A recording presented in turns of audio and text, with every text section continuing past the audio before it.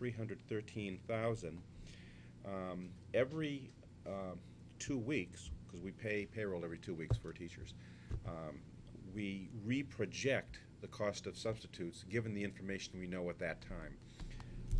This line includes not only the per diem subs that we hire when teachers are out for sick or professional development experience, but primarily it covers the costs of hiring long-term substitutes that cover for teachers on leaves of absence.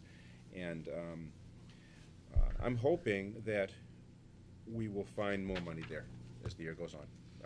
Right now, you notice where it says projected, committed. Right. We have 228. That is just our best guess at this time. As the year moves forward, we'll have a better idea there. So I think, Mel, I'm crossing my fingers that we'll be able to make up that payroll deficit in that line. Okay. I had one quick question, and either Kyle or Kathy.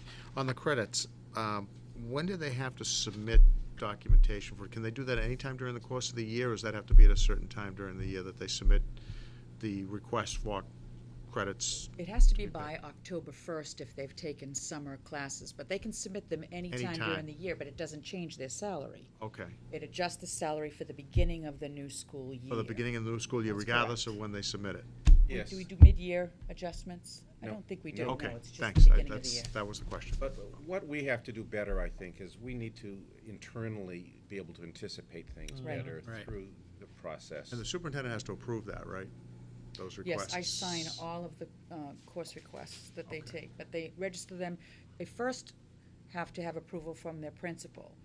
Through My Learning Plan, you may recall that that was put into place a couple of years ago. It's a technology-based tracking system, if you will.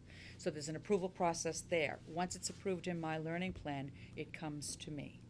And then I sign off on a paper sheet. Well, maybe we should do this based on an annual thing, right? You know, where it's almost like that card that you get from your health care where you can spend that so much money. It's annualized. And we kind of make a prediction at the beginning of the year with all the staff. Maybe it's a survey that goes out or whatever it is and say, all right, so the budget's coming up this year. What are you planning on taking for classes? And Yeah, and I think that's what I'm saying. We need to do better. We have been using kind of a 4-year running average of what credits have costed, and every year that's nailed the number. I mean, it's been very, very accurate. But as I think what Michael's saying is, I think we need to take deeper steps and review the approved coursework to quantify what Project which costs are going to be. Yeah, and I was surprised to see that number, to be honest with you, looking at it again, because that's an average of almost 2,000 per teacher now, which, you know, seems to be up from where it was 5, 6, 7 years ago, for sure. Well, yes, and the differential, the largest number within that differential line of 401 is credits, but that also does include the academic leadership salaries. Yep. Oh, okay. Okay. Those are the two components there. All right, so that would bring the average down a little bit, yeah. All Carl, right, thank you, Kyle. September and October realized almost $45,000 in substitutes. Does that represent long-term substitutes, or can't be short-term substitutes? It's mostly long-term. Long-term. Yes. So what's the percentage of that 313,000 that are long-term at this point? My best estimate would say 75% or higher. Wow. Okay, well, that's something we can talk about later. We do not have any staffing reports at this point in time. No bids and donations to report. We do have a subcommittee schedule. We haven't had any subcommittee meetings since the last school committee meeting. But we do have an athletic subcommittee meeting on next Tuesday, November 15th. We have an evaluation subcommittee meeting on November 15th as well at 6:30 p.m. and a policy subcommittee meeting scheduled for November 16th at 5 p.m. Administrative report. Superintendent, have anything to? None at this time. Okay.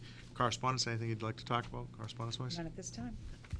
I'm not going to argue with it. We have meetings scheduled, regular school committee meeting scheduled on Monday, November 21st, and I'd remind everybody that's at 7 p.m. at the little school, and from 7 to 7:30 we'll be doing a presentation on, again, the secondary school building project. We have a meeting on Monday, December 5th at 7 p.m. at the middle school, and then on December 19th at 7 o'clock we'll be at the Hood School, and again there'll be a presentation by the Secondary School Building Committee. And then on January 9th, 2012, we have a meeting at the high school, and that, again, will have a presentation on the secondary school building project. So, anybody have anything further that I like to just want to discuss? say that this Dropbox thing is working out fabulously Works for me. on the iPads. And the only thing is, it's making me forget when the meetings are because I'm not getting the package and I don't hear my dog barking at Wayne or whoever else is delayed. My wife said to me, Calendar appointment on the iPad. I know, my wife says to me, do you have school board anymore? And she goes, I keep forgetting you don't get the package. But this is Asked me the same thing. awesome. Yeah. It's working great. Yeah, it wasn't so awesome when Ms. O'Connell had to give us the updated and revised. Well, We gotta get them up on the technology. Yeah, we Email. we got to get them on an even We were par with- afraid you wouldn't get it in your Dropbox. Email. And Ann, and I want to give Ann a lot of credit for Yeah. getting these packages out and getting them to us, and it works really well. Good. I have to tell you, she did come to me today, and she said, Kathy, you haven't looked at your Dropbox yet. I said, how Ah. did you know? Because she's the administrator. She's the administrator. She can see She what knows, day right. and what time. Exactly. So I opened it today. I think Cliff had something he wanted to add. I think we all received an email requesting that we standardize or assure everyone of what our actual email addresses were. There was a request that we, if Oh, we're it came not from, using That came from Enru, I think. Enru that Yeah. they It were came looking from Enru, for. yeah. From Enru. And I know that I use my own personal email address because when I tried to use the school address, I never looked at it. I use my personal. I have too, two of them now. Wow. I'm serious. that you don't use. Yeah, I have two of them. And I don't know what the procedure is for getting that fixed, so that in the directory, if you will, when you go to the website and you want to send an email. All right, they have the school ones in there, right? They have the school ones. Yeah, in I'd there. rather have my For personal school committee? on the website. Right, they'll have the whatever our See one. at North Reading dot. I don't use that at all. Ann and I did check to see what the contact information was, and that since has been taken down. There is no contact information, I believe, I for prefer to school have the committee. contact information. I do up there. too. Every once in a while, in an emergency, it's easy to just go out to the I website and shoot I an don't email. mind people calling or emailing, but maybe you could have Ann send out to us what email address we want up there, what phone number we want up there. 'Cause, Okay. like I would give my cell phone number and Yeah. my personal email address because I don't We'll use ask the Ann school to one. send an email. Yeah, I'd be- ask I'd Ann do to send that an too. email, but she won't know what addresses to send it to. But no, Ann knows. You know, But I think we should. I would like to have the contact info up I there. agree. It's easier because I once had to look for Jerry's and I couldn't find anything Find up it, there yeah. at one point. All right, I've got two email addresses, one cell phone, of which I rarely use either one. But, okay, a motion to adjourn. So moved. Motion by Mel, second by Cliff. All those in favor, please say aye. Aye, opposed, none. Motion carries 4-0 to adjourn at 8:59. 8:59. 8:59 per the iPad. I have Right.